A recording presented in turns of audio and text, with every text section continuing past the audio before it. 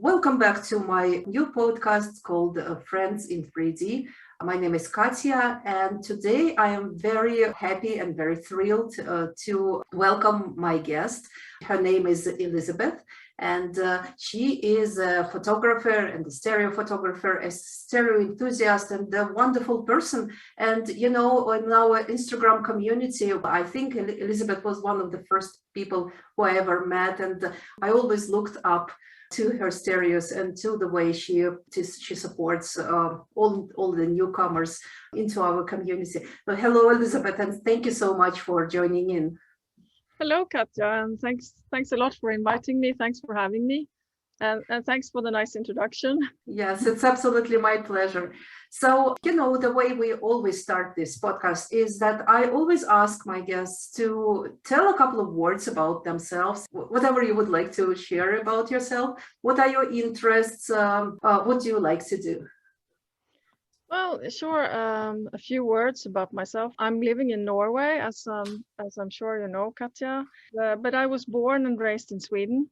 And I'm living in Norway since 1995 because my husband is Norwegian. I'm the mother of two girls, grown-up girls by now. And I work as an advisor on research funding here in Norway. I help companies and others to find funding for research.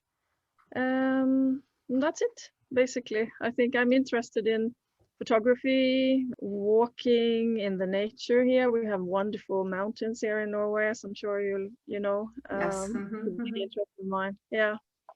So yes, I'm always amazed by this beauty of the north that I see you in your pictures, and I think I've always been fascinated with northern landscapes. I grew up in Moscow, which is kind of to the north, but it's Yep. not like we didn't have, for example, white nights. Yes, like it would be still would get dark very, very late, but it's not like in St. Petersburg where you would have like real white nights.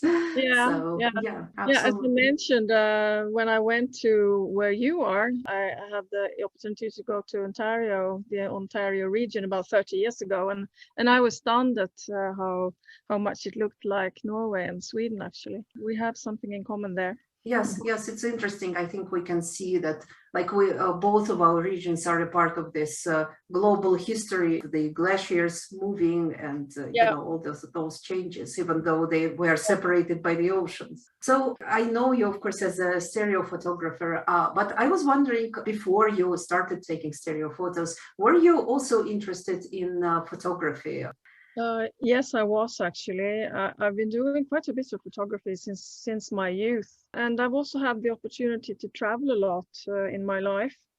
So yes, I've done that since quite an early age. Actually, my parents were very much into photography, even my grandparents. So although I'm still very much a rookie when it comes to stereo photography and also photography in general, it's always been an interest of mine, and I've done it for a long time, as long as I can remember, actually.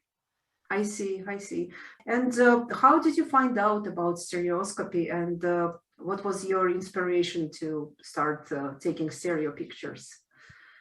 Well, that's quite funny, actually. I have two siblings, and they tell me that my grandparents had a stereoscope with stereo views, which we used to play with when we were kids. But I don't remember that, sadly. Oh, yes, So that's interesting. Yeah. it's quite funny. But I got a ViewMaster when I was about 8 or 9, probably, a G model ViewMaster. I only got 3 reels to go with it, I think. I still have them, but I remember I was completely flabbergasted by this 3D experience I got as a young child. And I guess this was one of the toys I was playing the most with, and I still keep it. And I still, when I watch the reels, I'm still feeling this feeling I had the first time when I was about 8, and I saw something in 3D, actually. It's very funny. But then I got this as I said, at the age of 8, 9, and then I didn't have any sort of 3D experience for years, actually. So I have to go like fast forward to about 2013 when I started realizing that Dr. Brian May was interested in stereoscopy, and because I found him on Twitter after all these years, I guess, because of my Queen interest, and I realized that he was so much more than a rock guitarist and had so many more interests. And so it took me all the way to about 2013 before I got back to stereoscopy and started trying to take stereos. That's the story, actually, I guess. A big jump from the age of 8 to 40 years later. Yeah. Well, it's again, it's the same with me, because up until I bought Queen in 3D book, which was the end of 2017 for me, I had no idea. But well, of course I knew about 3D movies, and also the old stereo slides that I had when I was a kid. So that's it. And I never even thought of stereo photography as a thing, and especially as something that I could do by myself. Yeah. No, it never occurred to me either. Really. So I've seen 3D films as well, but I never sort of knew that there was stereo photography in a way. Although I had seen it as a child, but I didn't realize.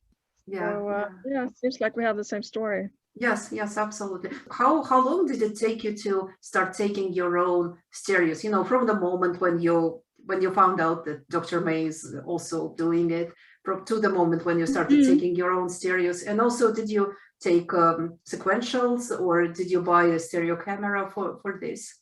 Well, it took. I think I found Dr. May on Twitter. He was quite active back in the day in Twitter around 2013. And about a year later, I guess, I started taking my first stereos, and I posted them on Twitter. And I actually got some encouraging comments from Brian, and that's when I got hooked, I guess. You get a good comment from a rock god, and you get encouraged, and Yes. I was hooked. And I mean, he had all sorts of videos teaching you how to do this, and it was fun. It was great fun. Took quite a while before I sort of got the hang of it. I still haven't got the hang of it. Neither did I. Because it's very different from mono photography, so it takes a while before you sort of understand how to do it a little bit at least. And I started posting my stereos on a Twitter account in 2016, so that's 2 years probably after I started taking photos, and a bit later on Instagram.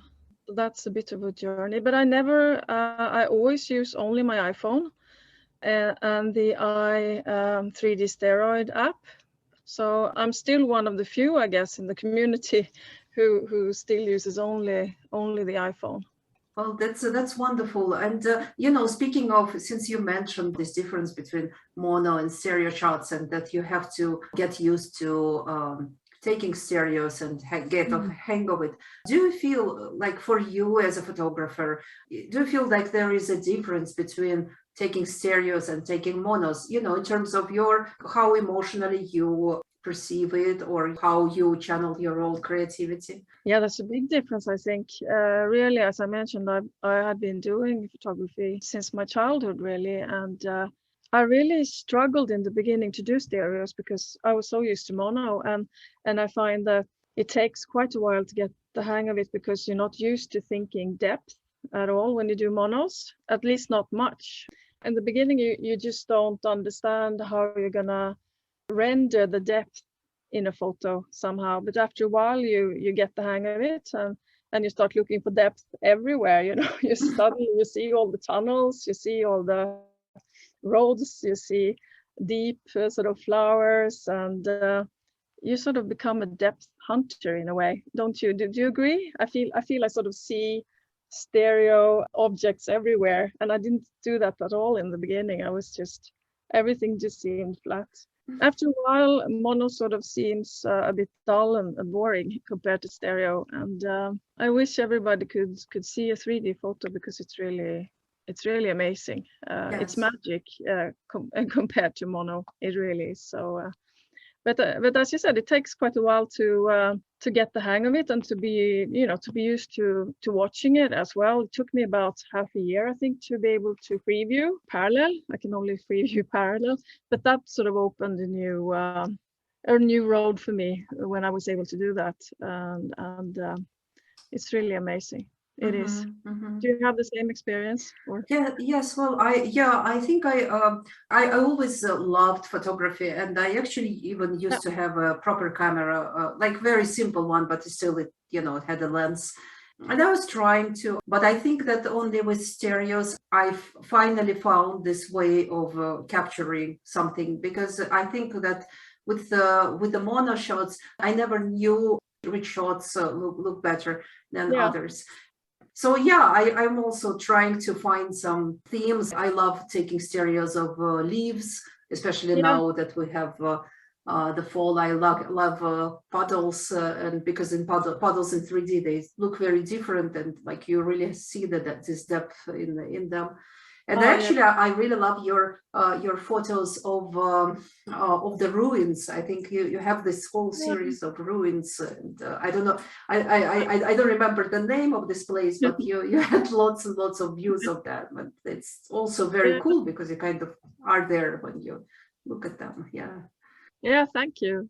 It's the old cathedral. We have a cathedral here from around 1150, the year 1150, Mhm. which has been covered by a big glass dome, which is quite spectacular actually, and that's why one of my favorite places. So I've made lots of too many probably stereos of it, but it's really beautiful because it's an old building covered with a big new one probably, and it really shifts with the weather and the time of the year, and if it's dark or sunny, and yeah, it's a favorite place to do stereos, absolutely. Yeah, and I think that's this presence of glass also adds up, I don't It know, does. some cool features into this Yeah, into the stereos. Yeah.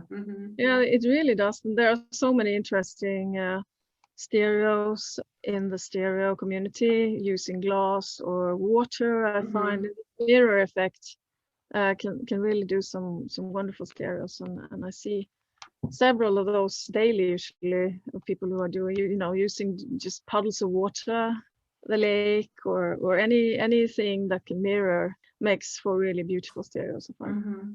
Again, since you mentioned the community, I wanted to ask you, because I think that out of all of my guests, including myself, I think you're the first person who actually who was in this community since the very beginning. The Instagram community, since it just Mm. formed. And I would be actually very curious to know at what point you actually saw that there is a group of people that gathered around Dr. May, and that are trying to make stereos. And also, how do you see our Instagram stereo community now? Well, it became quite obvious to me when I came on to Twitter around 2013, I think it was, and I think Dr. May had been on Twitter for a couple of years already then. It became quite clear very early that he was into stereos, and you saw immediately from the replies who was into it or not. And you had some of the people who are still very active, like Helen Boville, Momoko Nisho, Helen from England and Momoko from Japan, who were excellent stereo photographers very early on, and I learned really a lot from them. But above all, when it comes to the stereo community now, I'm really amazed at how it has grown over the years. It's just amazing. In the beginning, we were just a pretty small little group with a Mm-hmm. we felt pretty narrow interest in a way. With as I said, Helen Boville and Momoko Nisho, one of the earlier ones to pick it up and to do it really fantastically. But then after the Borat movie, I suppose, Bohemian Rhapsody movie, it sort of exploded somehow, and you got all these new stereo photographers learning from Dr. Brian May, again inspired by him, and the whole thing really exploded, I would say. And not only did you get these new stereo photographers, but you also sort of gained the interest, I think, from really advanced stereo photographers who's been there all the time, but who hasn't really been on Instagram or social media at all. So you got the newbies, and also you got people like, for instance, stereo master David Kuntz, who suddenly sort of discovered, aha, there is a stereo community also on Instagram with young or new, I'm not young, but I'm new, stereo photographers. And you got this fantastic merge of newbies and experts who had been there all the time, but not on social media. And we all got together somehow. And I think that's really fantastic. And right now, for instance, I'm following, I think, 450 people on my stereo account. And most of those, almost all, are actually stereo photographers. And that's just some of them. I think I probably haven't found everybody, because this community is growing by the day, as I'm sure you know, Katja. We see Yes. that you have new people coming in all the time, and this interest is really powered by Brian May and his London stereoscopic company. It's really amazing how it's grown over the, say, 6-7 years I've been active. It's amazing to see, because I Yes. never dreamt actually that this would happen when I started. So it's amazing, and it's staying power. Yes, absolutely. It's the queen staying power, I think. Yeah.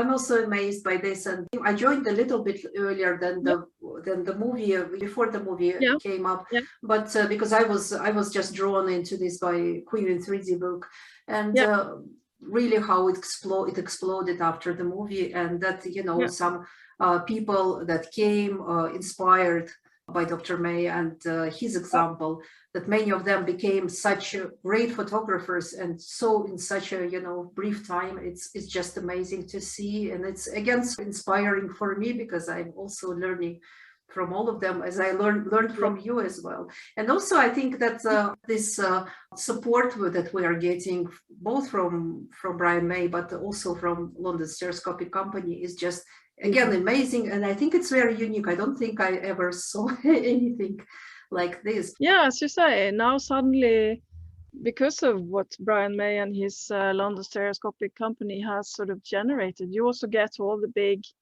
associations are suddenly on Instagram, like the international stereo associations around the world, the one in Tokyo, England, the international one. Suddenly they're all in the Brooklyn one. They're all in here. They're all Yes. available on Instagram, and we can follow them. And because of the Corona pandemic also, suddenly everybody is using Zoom. Everything is streamed. Suddenly you can watch Denis Pellerin doing his fantastic presentations for free on Zoom. It's amazing, and Yes. this wasn't possible just a few years ago. So something has really happened. Yeah. So I wanted to ask you about Queen a little bit. So were you a lifelong fan? How did you become a fan of Queen? And also, what are your favorite songs, albums? Did you discover some new things about them, maybe when you become an active fan? Because I had this period of being a fan when I was very young, when I was like 15 or 16. And then for a long time, I still loved them. But I can say I was their fan. And then in 2017, I just suddenly, just fell in love with their music again. And so I discovered lots of new things. So how was it for you? Well, quite similar actually, Katja. I was about 10 when Queen was founded. So it took a few years.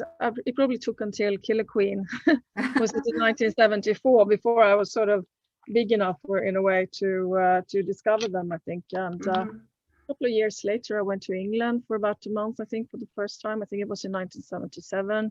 And I still remember sitting on the floor of the living room of the family I stayed with, watching with very big guys, Top of the Pops. For the first time. We had nothing like that in Scandinavia. And even going to a concert for me back in the day was not within my reach at all. I mean, it was too expensive, too far away usually. But I remember sitting there on the floor watching Top of the Pops, and it must have been a good old-fashioned Loverboy probably, or something like that. But so Queen has always been a favorite band since my youth. But then I started, I was trained to work with international development. And in the mid-80s, I went to Africa and worked abroad, mainly in Africa, for about 10 years. And mid-80s, you didn't have internet, you didn't have Spotify.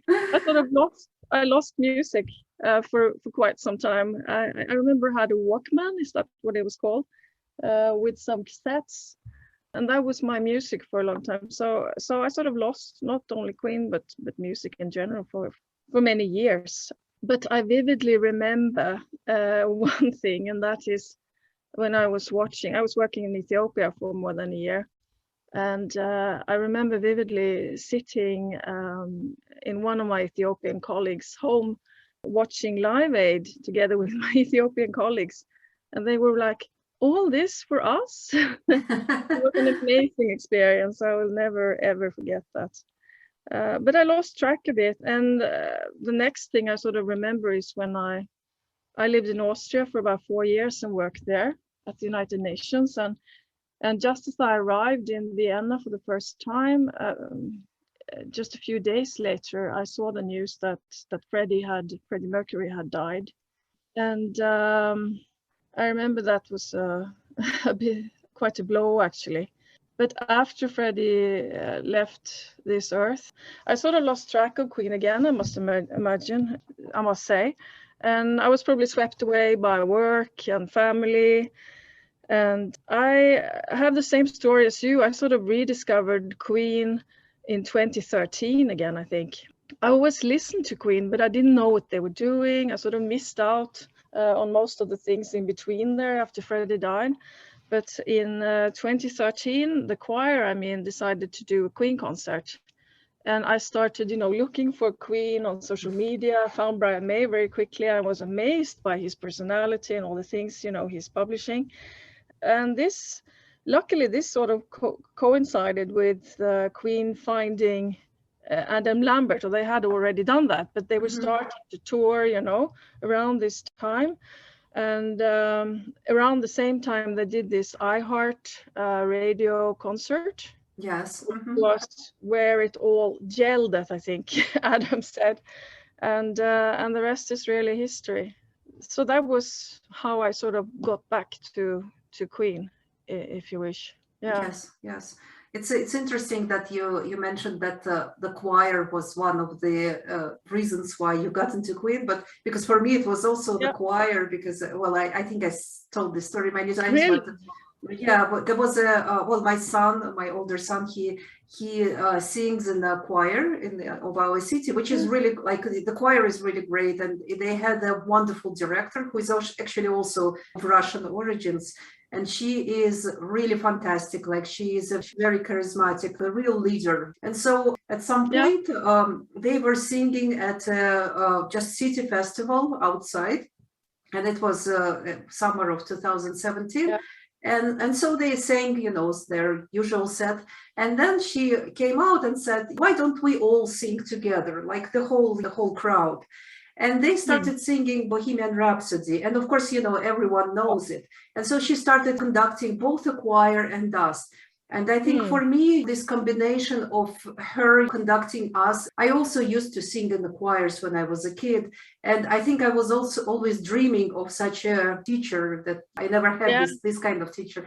So just being, conducted by her and singing this song, it's just completely, like, it was such an emotional moment for me. And just singing it, hearing this song just flowing around you, that it completely blew my mind. And I just went home and I started looking for Queen videos on YouTube. So that's how it happened. Yeah. Yes. Yeah. That's very similar to what happened to me. It's amazing how coincidences really get you going somehow. Otherwise, I would have probably continued to listen to Queen, but maybe I never really realized that they were touring again and all these things. So yes, I think it's such a precious thing, to be able to attend the concerts. And of course, I then after that, I realized that I missed so many concerts of theirs, including the one that was in 2017, because I started being their fan just 2 months after they had a concert in Toronto. So I was just like, no, how could I? So I was very, very glad and very happy that they came to Toronto again in 2 years, so that I could experience it again.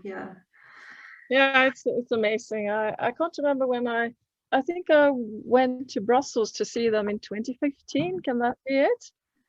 There was out of like 35 concerts, one was cancelled, and that was the one I went to in Brussels. Oh no. I was really lucky. But then I managed to see Carrie Ellis and Brian May in Milan. And I was lucky to meet some of the stereo ladies there for the first time. That was really great. Like Anna from Milan, who's on in the community, really active Yes. traveler. So that was really nice. I'm really happy that I've managed to meet a few of the people in the stereo communities at Queen concerts and otherwise also. That's a big joy for me that I've seen the people, some of the people, and hopefully I will meet more. You, for instance. Yes, yes, I really hope we can meet one day. I mean, for real, in person. Yes, and I think it's always such a great experience of sharing this joy, seeing your favorite band with your friends. It's something that it's a real treasure for me. I attended. It was actually exactly 2 years ago. I attended the Global Citizen Festival in Yeah. New Oh, York, yeah. and again we were like there was a crowd of us, and it was so much fun. Yeah. Yes. I've seen them about, I don't know, 15, 20 times in Europe, but I haven't traveled anywhere else. But you never tire. It's an amazing experience Yes. watching them. I've never seen anything like Queen and Anna Lambert on stage. Actually, it's the best production. It's the best music in the world. I would say best Yes. the best rock concert production ever, probably. Yeah. Yeah, yeah. So about the songs, when you rediscovered Queen, were there any surprises for you? So do you think that you know learned more about their catalog, or maybe the certain period that you were not aware of? Well, I probably lost the last studio album because I was traveling so much at the time. So Made in Heaven was pretty new to me, although not the songs necessarily, but and Brian May's I mean their solo catalogs I wasn't aware of. So listening to Brian May's solo records again was new. But otherwise, maybe because I was so young, also when Queen was founded, I tend to love, as opposed to many other Queen fans, I love the latest records the most, I must say. I really love Innuendo and Made in Heaven. Yes. And when I'm asked which song I like the best, I probably have to answer Innuendo and Mother Love. I still can't listen to Mother Love without crying. Even Yes, if you yes. listen to it every day, it's there's nothing which sort of moves me more than that. But I also love so many other songs, as you know. I mean, the back catalogue of Queen is just amazing. There's probably nothing like it. I really like, for instance, apart from the obvious hits, which are all fabulous. I mean, I love many of the songs which Brian wrote, like Teotoriate. I mean, when you watch that being played live in Japan, it's really amazing. And also It's Late, of course, The Show Must Go On. But also I really love, the more I listen, these slower songs where I find that Freddie's voice is really you can really hear what an excellent singer he is in the slower ballads also, and not just when he's using all his sort of full power. So I really love songs like Nevermore, for instance, is a favorite. Lily of the Oh, Valley. yes, I love it too. Yes. Yeah. And also one of my absolute favorites is Was It All Worth It? I just love that song. Yes. Although it wasn't a big hit, I suppose, but it's just amazing. Yeah, But yeah, yeah. there's so much to choose from. I mean, the catalog is just enormous. So Yeah, yeah, yeah. No, I know and it's of it's course the same for me. Yeah. is yeah, and then of course I'm just a big fan of Brian's solo stuff, and I'm really happy that he's re-releasing his solo stuff now and making it available for a new audience. Yes, it's I'm sure you agree. yes, it's a great joy for me, and I really I love I love, of course, the reissued back to the light, and I'm Yeah, so looking forward to Another World because I just love this album. I don't know, I cannot say which album I love more because I love both of them, but I don't yeah, know. Another World is also, it's very special. Like, it's emotionally, yeah, maybe even I'm probably maybe even more connected to that album, and yeah, especially to some songs on these albums. Yeah. yeah. We're Mhm. hoping for a new solo album too, aren't we? Yes, that's absolutely true. So moving on, I was wondering, do you have any dreams as a stereo photographer? What do you hope to achieve? I think I hope to share a bit of my world somehow with people. Hopefully to move people a bit because I'm always moved by the beauty of some of the or many of the stereo photos I see daily on Instagram, for instance. They're so beautiful. Don't you agree? I mean, they're just amazing how much beauty and Mhm. interesting things, and the fact that the entire stereo community is from all over the world. Every day you can see stereos from Canada, from France, from Japan, from Latin America. You get stereos from all over the world, and we're really sort of in a way, at least during the pandemic, we've been back to the 1850s or 60s when people couldn't travel, so they had to see the world through stereos. And I felt during the pandemic that we've always been back there. And I've seen so many interesting things that I've never seen before on Instagram in the community, and that's what I'm hoping to share, I guess, because I live in a pretty different world, I guess, to many people in the community, because I live far north, tucked away, with freezing winters and blazing autumns and really mild green summers, and in a mountainous country. So what I'm hoping to, share is perhaps landscapes that people haven't really seen before or visited before. Lots of snow and ice and stuff like that. So yeah, I guess I want to share my world a little bit, and see other people's everyday life and world through their cameras. Yes, I think that Yeah, you made such a brilliant connection, between our pandemic times and 1850s, and this inability to travel. And I think it's really great because it's really shows how important it is for us all to share this everyday views of what we see. And sometimes I post something and I think, it wouldn't be interesting to anyone because that's something that I see every day, but then I think that maybe for a person who lives for a different yeah, part of the world, it will be interesting because that's something they don't see in their life. Yeah, that's same for me. absolutely. Yeah. One more question that again I ask everyone: what does it mean to you to be a fan of a band? As a person, as a photographer, as a stereo photographer, any aspect of it that you would be willing Mm. to share? Well, it's quite a long shot to be a fan of a rock band and to become a stereo photographer, don't you think? Yes. That's quite unusual. But I've learned that when you follow Brian May, you gain interests which you never would dream of, like stereo photography, astrophysics. I mean, you learn a lot of stuff which you wouldn't normally learn if you were a super fan of a rock band. But that's the beauty of it, isn't it? I mean, I was never a super fan of any band in my youth.